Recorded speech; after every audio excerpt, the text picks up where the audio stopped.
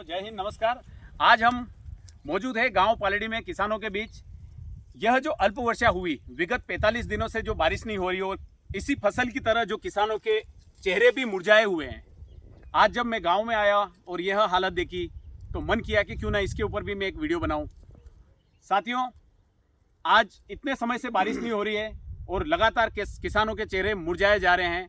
इसके ऊपर हम गांव पालड़ी के किसानों से बात करेंगे। देवीलाल जी, आप एक बात बताइए, आप किसान हो। हाँ, इसमें कितना % आपने खर्चा लगाया होगा? इसमें 8 से 10 हज़ार का हमने खर्चा लगा रखा है। एक बीघे का? एक बीघे का खर्चा है 8 से 10 हज़ार का। 8 से 10 हजार। हाँ। अमूमन अगर देखा जाए तो आपको 2 बोरी या 3 बोरी बीघा के हिसाब से होगी, तब जाके आपका खर्च का भरपाई हो सकती है, यही है ना? 2 से 3 बीघे की बोरी से होगा। हाँ। तो हमारा खर्च हमको मिल पाएगा। अच्छा। लेकिन अभी समस्या क्या है कि अल्प वर्षा हुई है। हाँ। और बारिश की बहुत ही कमी है। हाँ। तो इसके चलते जो बीज हमने लगाया था सोयाबीन का, उसका पैसा भी आना कंडीशन, पैसे आने की कंडीशन नहीं है। मतलब इतनी खराब मानसून की यहाँ पर जो हुई है। मैं यहाँ पर आया हूँ, आज मैं एक विस्तार पूर्वक एक बात करने आया हूँ कि एक्चुअली बोला जाता है कि किसानों का खर्च बहुत ज़्यादा है, लागत मूल्य ज़्यादा लग जाता है और उनको मिलता बहुत कम है। क्या गुलाब सिंह जी, 1 बीघा खेत में अमूमन कितनी सोयाबीन डाली जाती है? 1 बीघा में कम से कम 25 से 35 किलो सोयाबीन 1 बीघे के हिसाब से डाली जाती है। उसमें वैरायटी के हिसाब से चॉइस करना पड़ता है। 95, 60, 25 से 30 पड़ती है। उसके हिसाब से 1050 सोयाबीन जो 30 से ऊपर 35 पड़ती है। ऐसे ऐसे अलग अलग सोयाबीनों का गणित है। लेकिन इसके अलावा और क्या क्या खर्च है, ऐसे बड़े बड़े खर्च जो बड़े बड़े खर्च देखिए, आज की हालत में कीटनाशक दवाइयाँ हाँ। सबसे ज्यादा किसानों की जेब पर असर डाल रही है। ओके। जैसे कि इल्ली की दवाई। हाँ। इल्ली की दवाई अभी 2 से 3 बार किसानों को स्प्रे करना पड़ रहा है। अच्छा। पहले जो समस्या आती थी, पहले इल्ली की बहुत कम समस्या आती थी। जी। आज का जो युग है, हाँ। इसमें बहुत ही कम स्प्रे में बहुत ही ज्यादा स्प्रे करना पड़ रहा है। अच्छा, सुंदरलाल जी, कितना बार इसका आपको हकाई जुताई करनी पड़ती है और 1 बीघा में एक हकाई जुताई का अमूमन खर्च कितना हो जाता होगा एक किसान को 1 बीघे में? 1 बीघे में कम से कम 2-3 हज़ार रुपये का 2 से 3 हजार का हकाई जुताई का खर्च हो गया। आपके मुताबिक कम से कम 3,000 रुपए की सोयाबीन आपने 1 बीघा में लगा दी। उसके बाद इसमें अन्य खर्च क्या होता होगा 1 बीघे में? अन्य खर्च कई प्रकार के, जुताई, हकाई, उसकी निंदाई, गुड़ाई, कटाई, कई प्रकार के उसके खर्च आते हैं सोयाबीन में। किसान आज की स्थिति में, बहुत विकट परिस्थिति में, एक और सरकार ध्यान नहीं दे रही है किसानों को। इस समय आश्वासन दिया भी नहीं जा रहा है सरकार द्वारा। किसानों को अभी मध्य प्रदेश शासन के बैठे जनप्रतिनिधियों से मेरा अनुरोध है कि किसानों को RBC 6-4 में 100% मुआवजा दिया जाए बिना सर्वे के, ताकि किसान को राहत मिल सके। किसान आज बहुत विकट परिस्थिति में, एक और ऊपर प्रकृति साथ नहीं दे रही है, दूसरी ओर सरकारें भी साथ नहीं दे रही है।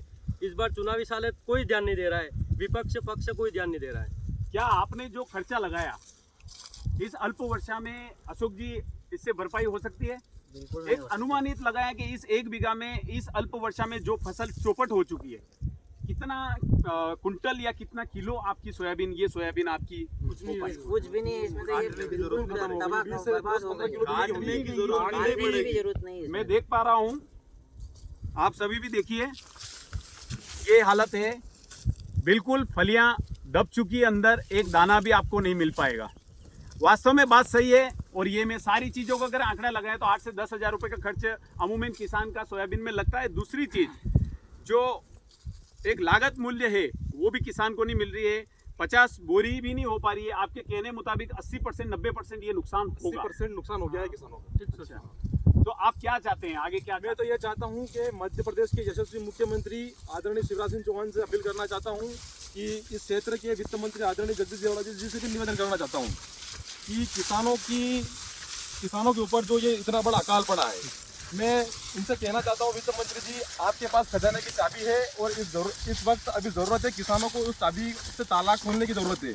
और किसानों को बिना किसी सर्वे किए किसानों को उनके उचित मुआवजा दिया जाए और किसानों को इस खराब परिस्थिति में उनको राहत दी। ये जो सोयाबीन है, एक बार आप थोड़ा सा नीचे देखिए ये हालत है बिल्कुल, ये कहीं से कहीं तक आपको कुछ भी नहीं मिल रहा है। ये सोचने वाली बात है। मैं भी एक किसान हूँ और एक बात और मेरे जो साथी बोल रहे हैं उस मुताबिक मैं एक बात और बोलूँगा। ये किसी एक की बात नहीं है, ये सभी किसानों की है। और वास्तव में एक अनुमानित अगर देखा जाए छगन जी, तो देश की अर्थव्यवस्था का सबसे ज़्यादा प्रभाव कृषि से ही है। 70% पूरा हिंदुस्तान का भरण पोषण किसान करता है, लेकिन किसान ही अपने बेटे का भरण पोषण नहीं कर पाता है। इस कठिन परिस्थिति में अब अभी मुझे बताइए मुकेश जी कि किसान अपने परिवार का खर्चा उठाएगा या शादियों का या आना जाना का खर्चा उठाएगा या कैसे क्या अपना भरण पोषण करेगा, मुझे ये बताइए आप।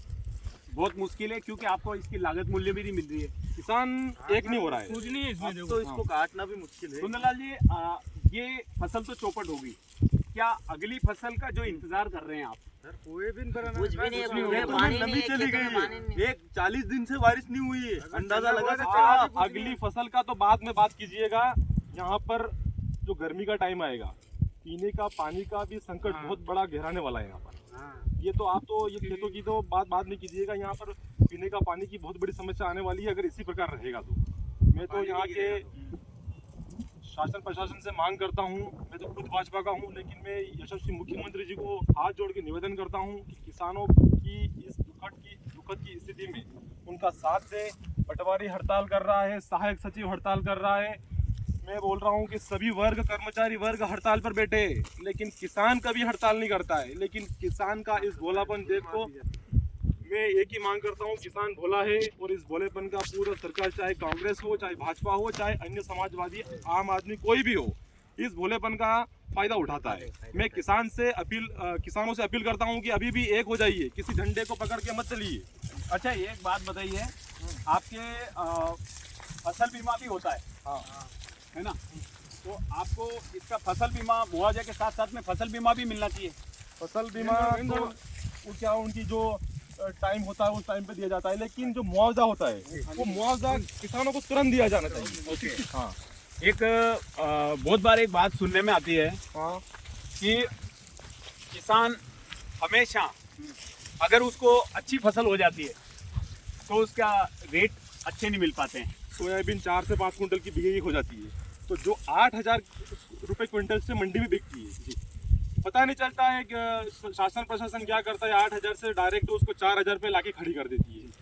किसान खुश होता है जब मंडी में सोयाबीन जाती है, उससे पहले 8,000 बिकती है और अच्छी सोयाबीन हो जाती है, तो वो सोयाबीन किसान बेचने जाता है तो 4,000 में बिकती है। किसान बहुत दुखी है आज के हिसाब से, वो अपना भरण पोषण नहीं कर पा रहा है, आत्महत्याएं बढ़ रही है, आप देख लीजिए। ये बहुत ही बड़ी बात है।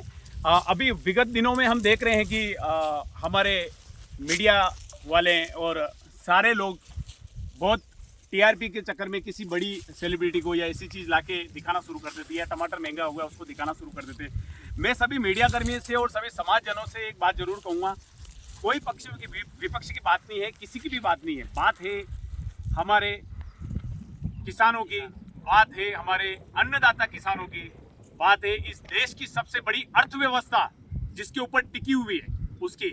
उनके लिए हम सबको खड़ा रहना चाहिए और किसी के प्रति या विपक्ष या पक्ष न करते हुए हम सबको एक साथ में खड़ा होकर इस बात को रखना चाहिए सरकार तक और जनप्रतिनिधियों को सभी को आकर और यहाँ पर पुरजोर तरीके से किसानों की ये हालत ग्राउंड पे जाके देखनी चाहिए। वास्तव में आज मैं ग्राउंड पे आया हूँ, मैं खुद एक किसान हूँ, बहुत ही अजीब लगा मुझे यहाँ आके, बहुत दुख हुआ। तो मेरा मन किया कि क्यों ना मैं सभी के मन की बात जानूं, सबसे एक बात पूछूं कि भाई कितना खर्च लगा। आप लोगों को भी ये पता होना चाहिए कि किसान की आप बोलते हो कि बहुत अच्छी कमाई है, लेकिन कितना खर्च है।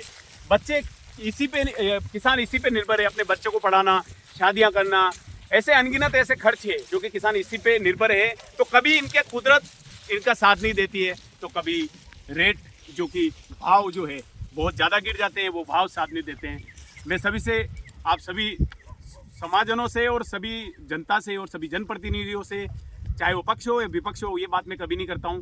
तो आप सबको मिलकर ऊपर तक बात पहुँचानी चाहिए और जल्द से जल्द किसानों को, ये जो फसल की तरह किसानों के चेहरे मुरझाए हुए हैं, इन चेहरे पे एक खुशी आपको लानी चाहिए और एक अच्छा मुआवजा जो इन किसानों को दिलवाना चाहिए। ओके साथियों, जय हिंद, नमस्कार।